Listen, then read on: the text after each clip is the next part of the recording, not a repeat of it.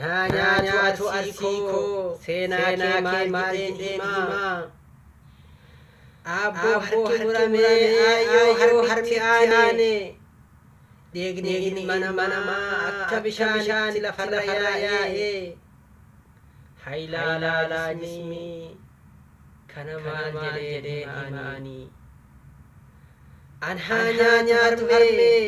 deegni kee lafarra yaa'ee akka bishaanii yoo jaraattu lolaan si marfamee guutamee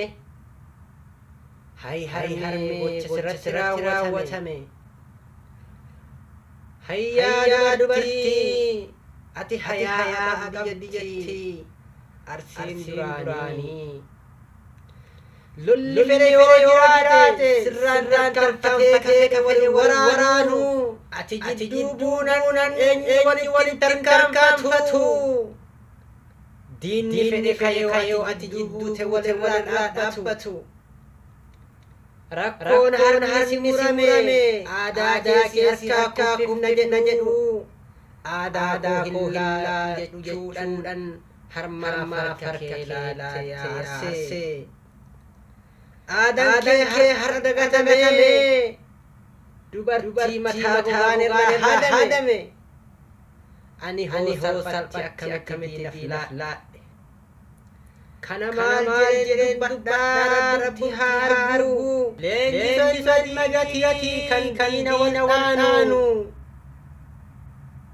eenyu kayyoo san jabaadha jedhee leenjisoon dhaabbatu leensisoo seenan kee har'aa irraanfatamu leensisoo jetteerta ta'atu gocha diinarratti raawwatte kaan sadi hibaa kaan lama ana sifan gugguubadha nakkaraka gayyana